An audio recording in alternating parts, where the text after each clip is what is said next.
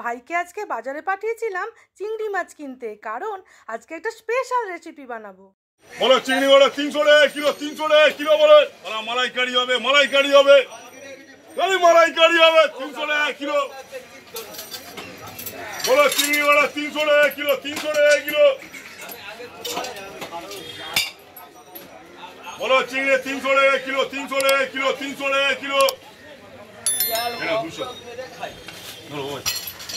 Hello viewers, Radhe Radhe. দুতুন কিচেনের পক্ষ থেকে সবাইকে স্বাগত আজকের একটা নতুন ব্লগে। তোমরা দেখতেই পাচ্ছ ভাই আজকে চিংড়ি মাছ নিয়ে এসছে। চিংড়ি মাছটা খোলা ছাড়িয়ে ভালো করে ধুয়ে নেবো। তার সঙ্গে দেখো লাউ পাতা, আজকে বানাবো লাউ পাতায় চিংড়ি পাতুরি। চলো তাহলে এটা বানিয়ে নিই, তোমরা পুরো ভিডিওটা আমার সঙ্গে থেকো।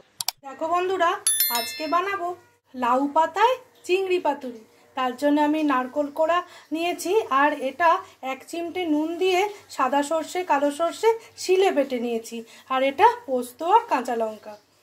এই প্লেটেই স্বাদ মতো নুনটা দেব, আর একটু দেব হলুদের গুঁড়ো। এর মধ্যেই আমি একটু টক দই দেবো। এইবার এর মধ্যে সর্ষের তেল দেব। এইবার সব একসাথে আমি মেখে নেব। এই দেখো, চিংড়ি মাছের খোসা ছাড়িয়ে নুন হলুদ দিয়ে মাখিয়ে রেখেছিলাম 5 মিনিট। এই মশলাটাই আজকের রান্না লাউ পাতায় চিংড়ি পাতুরির মেন উপকরণ। আমার ভালো করে মেশানো হয়ে গেছে।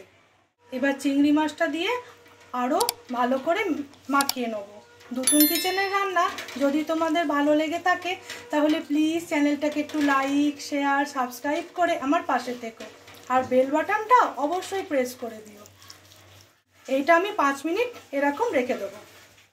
আমি খুব পরিষ্কার করে লাউ পাতাটা নিয়ে নিয়েছি, ধুয়ে নিয়েছি। এইবার তার মধ্যে চিংড়ি মাছ দেব। এবার চিংড়ি মাছটা দিয়ে একটা লঙ্কা দেবো ওপর থেকে, দিয়ে আমি এটা মুড়ে নেব।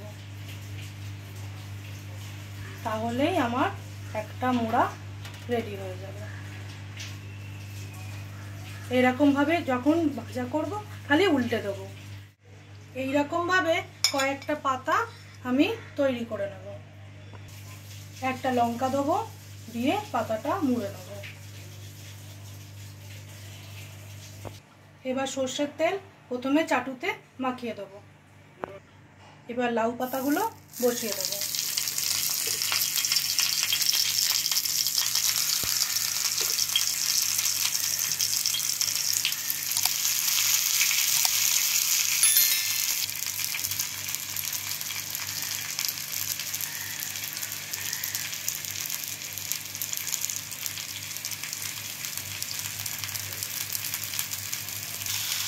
আমি সব লাউ পাতাগুলো এরমভাবে বসিয়ে দিলাম। এবার সিমে 5 মিনিট হবে, তারপর আমি উল্টে দেবো। তোমরা এইরকমভাবে একদিন বাড়িতে লাউ পাতায় চিংড়ি পাতুরি বানিয়ে খেয়ে আমাকে অবশ্যই জানিও তোমাদের আজকের রেসিপি কেমন লেগেছে। দেখো বন্ধুরা, তোমরা দেখে বুঝতে পারছো যেহেতু পাতা একটু জল বেরিয়েছে, তাতে কোনো অসুবিধা নেই। জলটা শুকনো হলেই পাতাগুলো উল্টে দেবে, তাহলেই রেডি হয়ে যাবে। আমি এইরকমভাবে একটা একটা করে উল্টে দেবো। একটু সাবধানে দেব। গরম গরম ভাত দিয়ে একদম প্রথম পাতে যা লাগবে না, ওই দিয়েই হাফ ভাত খাওয়া হয়ে যাবে। তোমরা অবশ্যই বাড়িতে একদিন বানিয়ে খেও, বেশ ভালো লাগে। খুব সাবধানে আমি সব কটা উল্টে দিয়েছি।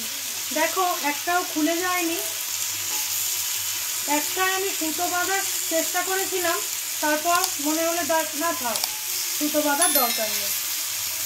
এবার আর একটু হয়ে গেলেই আমি তুলে নেব।